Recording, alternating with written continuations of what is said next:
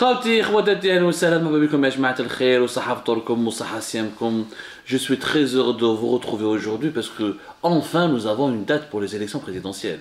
Le 7 septembre prochain, Inch'Allah, nous allons tous nous retrouver devant les bulletins, devant les urnes où nous attendons vos bulletins pour nous choisir comme futur président de la République. Jusqu'à maintenant, c'est bon, l'État algérien a décidé donc de fixer les élections pour le 7 septembre 2024. Donc le rendez-vous est déjà pris. Je suis le seul candidat à l'élection présidentielle du 7 septembre. Ce n'est plus le 7 décembre, c'est maintenant le 7 septembre 2024. Je suis le seul candidat aux élections présidentielles algériennes qui est officiellement en campagne électorale.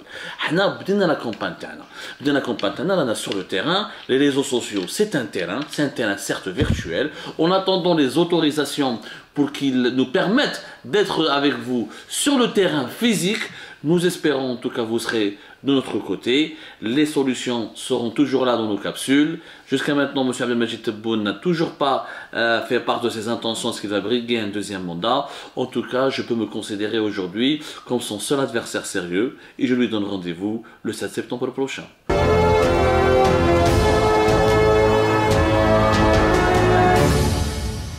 خوتي خواتاتي اليوم راح نحكوا على un sujet extrêmement important. على بالكم خطرت تلاقيت مع واحد القطري j'ai discuté avec lui قال لي خويا عبدو نتوما vous êtes un peuple pas du tout compliqué.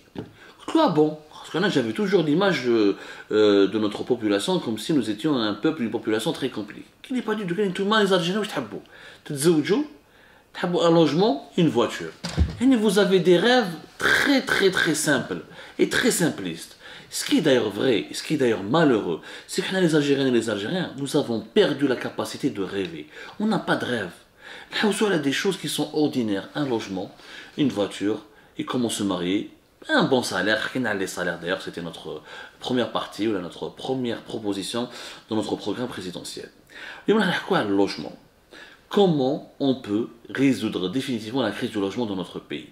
Nous avons 3 mesures phares principales, une 4e mesure qu'on va appliquer dans notre programme.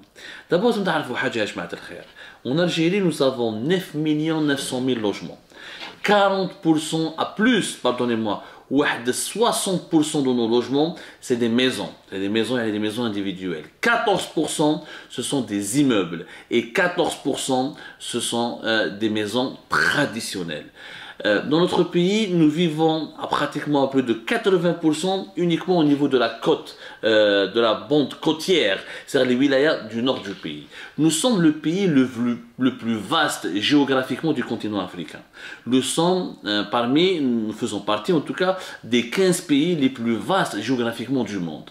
والمعادله هذه بالك مستحيله ما كاين ني ارسطو ني بلاطون ني سقراط même اينشتاين ندخلوا معاه ما يفهموهاش.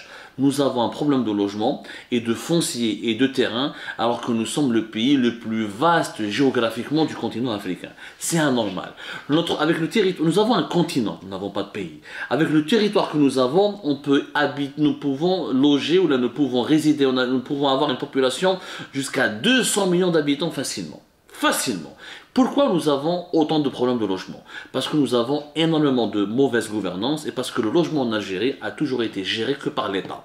Entre 2014, 2015, 2014 jusqu'à 2019, l'équivalent de 200 milliards de dollars ont été investis ou utilisés ou dépensés par l'État algérien pour financer différents programmes de logement et d'infrastructures liés à logement. Avec moi, quand je serai président de la République, grâce à vous et j'espère dès le premier tour à partir du 7 septembre 2024, l'État va se désengager de la politique du logement. L'État ne fera plus rien. Parce que quand l'État s'occupe exclusivement du logement, c'est là où nous avons la corruption, les passe-droits, les inégalités, le favoritisme ou le ma'arif. Non, nous n'allons plus jamais reproduire ces pratiques malsaines. L'État sera uniquement chargé de faire appliquer les lois. Comment je vais faire? Je vais commencer par donner du pouvoir et donner la capacité et renforcer la capacité du secteur privé et donner les opportunités aux promoteurs privés de construire des véritables logements. Nous allons rêver, oui, et je vais essayer de réaliser ces rêves. Pourquoi pas des quartiers, des villes où il y a des gratte-ciel qui m'a Dubaï, qui m'a Doha, qui m'a en Australie, qui m'a New York, qui met les villes les plus modernes de l'Occident, où là des monarchies du Golfe, où là des pays asiatiques, comme Singapour ou la Hong Kong. Nous allons construire des villes modernes. Comment faire? Je vais introduire en Algérie une nouvelle formule de crédit. Le crédit immobilier en Algérie, il est très compliqué, inaccessible à la majorité écrasante de notre population. Les taux d'intérêt sont entre 7 et 8%. C'est extrêmement élevé. Pourquoi le crédit immobilier est inaccessible à nos citoyens? Parce que leurs salaires sont faibles. Et leurs salaires ils sont tellement faibles et leurs revenus sont tellement faibles qu'ils n'arrivent pas à bénéficier d'un crédit immobilier. Je vais introduire un crédit, une formule de crédit, le crédit infini, le crédit infini, ou le crédit, ça dépend comment on le prononce en français ou en anglais. C'est quoi? De quoi il s'agit? En fait, il dit le citoyen, un appartement, il خلص uniquement 10%, il gère un apport personnel de 10%, ou le baquet, les 90% qui restent, il ne va jamais les payer pendant 30 ans, il va uniquement payer des mensualités qui sont à la hauteur du taux d'intérêt. Le taux d'intérêt, je vais le bloquer à 1,5%. Je vais négocier avec les banques et je vais faire en sorte pour que les taux d'intérêt soient toujours entre 1,5 et 2%. Et grâce à une forte demande de nos citoyens, les banques seront gagnantes.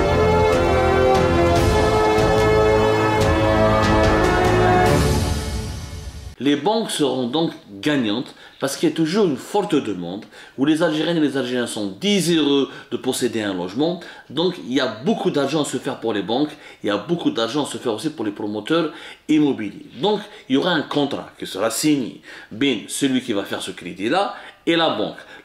Pendant 30 ans, il va payer que les taux d'intérêt. Les 1,5%, la valeur, l'équivalent de 1,5% du montant du crédit pendant 30 ans. À la fin de ces 30 ans, il aura largement le temps d'avoir économisé pendant 30 ans la valeur, le montant final le logement que ce soit un appartement, ou une villa, ou une petite maison, ou un petit pavillon. Et à la fin de ces 30 ans, à la fin du crédit, il va dépenser, il va dépenser l'équivalent de ces 90%, il va acquérir au Shibqa. Il خلص les 90% اللي بقاو. وهنا logement يولي تاعو. C'est une formule beaucoup plus facile. ما فيهاش taux d'intérêt élevé, ما فيهاش un apport élevé, et elle permet aux banques de faire beaucoup de crédits, d'accorder beaucoup de crédits aux citoyens, et le promoteur privé qui vont construire ces logements auront donc suffisamment de demandes et suffisamment de financement de la part des banques pour construire des nouveaux logements. C'est le crédit le plus adapté à la situation économique de nos compatriotes, de nos citoyens, les Algériennes et les Algériens, qui ont malheureusement des salaires faibles et qui ne peuvent pas se permettre, encore une fois, dans les conditions actuelles, d'avoir des crédits à des taux d'intérêt de plus de 7% avec des apports qui peuvent dépasser les 200 voire les 300 millions ou les 150 millions ou les 200 millions. Ça reste quand même extrêmement élevé pour les ménages algériens. Ça, en ce qui concerne le crédit immobilier et comment nous allons le révolutionner grâce à cette nouvelle formule. Nous allons tester aussi une autre formule qui est la privatisation de l'ADL. L'ADL qui existe depuis le début des années 90, officiellement depuis 1991, est la seule qui est autorisée en Algérie à faire de la location, ou de la formule, pardonnez-moi, vente-location. C'est-à-dire, l'idée de l'ADL, elle est très intéressante. Elle constitue en quoi? En quoi elle consiste? Au lieu d'acheter ton logement, tu donnes des tranches, plusieurs tranches, 2, 3, 4 tranches, qui constituent l'apport initial, ou tu un loyer, pendant 20 ans, ou 25 ans, ou 30 ans, tu la valeur de tes loyers, et tu deviens propriétaire de ton logement. Mais c'est l'ADL uniquement qui le fait, uniquement l'État. Et quand il y a l'État, encore une fois, le favoritisme, le détournement, la corruption. On va la privatiser, on va permettre aux opérateurs privés, aux promoteurs privés de faire de la location-vente. L'ADL sera privatisée, on va permettre à tous les promoteurs qui le veulent, qui le désirent, et dire on va les aider à accéder à des facilitations pour avoir des financements de la part des banques. Ils vont construire leur propre logement. Ils vont construire leur propre logement qui pourront les proposer ensuite à la formule logement, vente, location, vente. C'est-à-dire que le particulier, il y a un apport, ou un apport d'un coup, ou là un apport sur plusieurs tranches, il va continuer à payer son loyer, un loyer d'un certain montant qui sera négocié bien ou bien le promoteur, et à la fin de la période, une période bien précise qui sera déterminée dans un bail, entre 25 ans et 30 ans, il deviendra propriétaire de son logement. Le promoteur va construire, il va vendre son logement, il va pouvoir rembourser ses crédits Et parce qu'il y aura toujours de l'argent il y aura toujours des sommes d'argent qui vont rentrer dans sa trésorerie, sa trésorerie va toujours bénéficier d'un flux d'argent qui vont entrer dans ses caisses, où les particuliers auront plus de facilité à acquérir des logements, parce qu'ils ne pourront pas être propriétaires dès la première année, ils pourront devenir propriétaires au bout de 20 ans, 25 ans ou 30 ans, chacun selon ses moyens.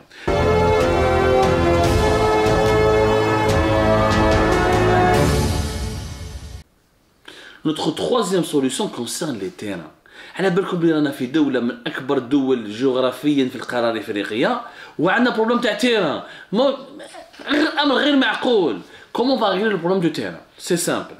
يا خويا يجيني ان بروموتور يحب يبني لي دي غراتسيال، يحب يبني لي دي لوجمون مودرن دي تور في وسط الجي ولا في وسط وهران ولا في وسط قسطنطين، مرحبا. لو تيران il est cher, نكري له لو تيران. Il me présente des projets architecturaux, modernistes et modernes, l'État va lui louer des terrains à des prix symboliques. Mais je à condition que les projets urbanistes et architecturaux doivent être modernes et vraiment futuristes, qui vont révolutionner l'image urbaine du pays. Le terrain à des prix symboliques pendant 20 ans, 30 ans. Le jour où le promoteur immobilier ou le privé, il va réussir à avoir suffisamment d'argent, il pourra racheter ce terrain-là. Ou il y a le projet à d'autres opérateurs, l'opérateur il va toujours payer un loyer à l'État, et le jour où il sera capable d'avoir financièrement de quoi payer la valeur du terrain, il gère. Notre idée est de faciliter des grands projets architecturaux modernes. Mais si tu veux un bidonville, ou tu veux des darbes اللي فيها بنو ولا ما على باليش انا ندير اللي فيها فيرفورجي من الاخضر مع الاصفر في وسط الجي ولا في وسط وهران. C'est fini. Nous allons avoir des villes modernes. Je veux que les villes algériennes soient aussi belles que les villes de Singapour, de Hong Kong, de Dubaï, de Doha ou là des pays les plus modernes. On doit soigner l'image de notre pays. Deuxième, toujours en matière de terrain et de foncier. C'est très simple. Le problème d'accès au foncier, c'est la corruption, c'est le trafic, c'est le favoritisme. Quand il y a une commission في البلدية, une commission في la wilaya, روح شوف الوالي, un général, un ministre, يعاونك pour avoir un terrain. C'est fini. Les terrains dans toutes les villes du pays et les régions du pays vont être vendus aux enchères. Mais qu'il n'y ait ni commission ni wallo, qu'il y ait une huissier de justice, qu'il y ait une commission d'organisation des enchères, et jouent les enchères, quels 1000 mètres carrés sont en vente. Rame les enchères. Celui qui offre le meilleur prix, ça commence à partir de quel, on va dire, ça on commence à partir de tel prix par mètre carré. Encore une fois, celui qui propose le meilleur prix, les enchères, il dit les enchères, la loi de l'offre et de la demande, et tout sera transparent, filmé, avec identifié, les chez les terrains, il dépose un chèque, il a des terrains. Maintenant, troisième point, toujours en ce qui concerne les terrains et le foncier. Nous ne pouvons plus tous habiter à Alger, nous ne pouvons tous plus habiter Oran, nous ne pouvons pas tous habiter la bande côtière au niveau du nord du pays. Ce n'est plus possible. Il faut occuper notre territoire. Il faut aller à la conquête de notre territoire. On peut habiter Tindouf, on peut habiter Tamanras, on peut habiter Djamet, on peut habiter Larouat ou la Gardaya, à condition qu'on trouve des bons logements, des villes modernes, des zones d'activité, ou là du travail et une possibilité de gagner sa vie. Pour encourager les investissements privés, l'État va s'occuper de la construction d'un certain nombre de nouvelles villes. Mais l'État ne peut pas tout faire. Dans mon projet, je vais construire une nouvelle capitale. Je vais délocaliser la capitale. Alger ne sera plus la capitale du pays. Je vais créer une nouvelle capitale. Ça, on va dans une autre capsule. Mais en attendant la réalisation d'une nouvelle capitale qui demande du temps et de l'argent, les opérateurs privés seront incités, vont bénéficier de subventions, de financements pour aller vivre, pour aller construire des logements et pour aller construire des nouvelles villes et pour aller investir dans les régions de l'intérieur du pays. Jusqu'à maintenant, les subventions, les financements étaient accordés aux opérateurs privés, à ceux qui vont construire. Il faut aussi donner des subventions et des aides et des facilitations à celles et ceux qui vont habiter ces nouveaux logements. Ça ne sert à rien de venir à Las Vegas, في الغواد حتى واحد ما يحب يسكن فيها. Comment faire pour inciter les gens à aller habiter à الغواد ou là les villes de l'intérieur du pays? Les factures d'internet تنقص لهم, les factures d'électricité نقصوها لهم, les factures de gaz نقصها لهم, plusieurs taxes et impôts ils vont pas les payer, on va réduire le coût de la vie au minimum possible. dans le minimum, vraiment dans le strict minimum, mais toujours il faut que le trésor public et l'État soient aussi gagnants un peu. Pour que les Algériens et les Algériennes quittent les grandes villes du Nord, nous de la promiscuité, les embouteillages, la pression dans les villes du Nord pour aller vers le sud et l'intérieur du pays, occuper des nouvelles villes, occuper notre territoire différemment et avoir un nouveau mode de vie. Ça, en ce qui concerne les terrains. Donc,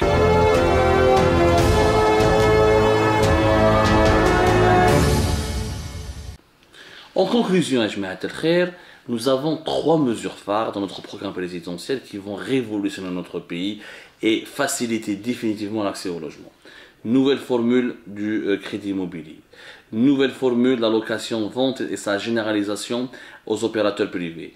Meilleur accès aux fonciers pour à la fois les particuliers qui veulent construire des logements, même un particulier qui veut une dar, une villa, ou un terrain, ou un terrain, ou qui a 20 ans, 25 ans, ou 30 ans, ou bien avant, à 15 ans après, s'il peut acheter le terrain et à sa valeur initiale, il achète le terrain, il deviendra propriétaire. Et quatrièmement, un nouveau réaménagement dans notre territoire. Des incitations, des financements qui seront accordés à celles et ceux qui voudront aller vivre dans les nouvelles villes que nous allons construire à l'intérieur du pays ou là dans le sud du pays, ainsi que des financements et des facilitations et des investissements qui seront accordés et confiés aux opérateurs qui s'engageront à construire des nouvelles villes, des nouveaux quartiers, des nouveaux lotissements dans les régions de l'intérieur du pays et du sud du pays. Et comme ça, nous allons nous débarrasser de la pression démographique, le mauvais logement, le logement précaire, les bidonvilles, Vous imaginez, Jma'a, comment peut-on être fier d'être algérien lorsque nous habitons encore des immeubles qui datent de l'époque du colonialisme? Je vois la capitale Tana, Alger. Mais on est dans des immeubles qui datent de l'époque du colonialisme de la France. Les rues Victor Hugo, Maurice Audin, tout ça c'est la France qui l'a construit. Nous voulons construire notre propre pays. C'est pour ça que nous aurons une autre capitale. Je reviendrai après sur cette proposition dans une autre capsule et plusieurs nouvelles villes. Juste votez pour nous, votez pour le changement, osez le changement. خطوكم الشيوخة خاطرنا شوية لي جان غير حنا نقدروا نبنوها ان شاء الله.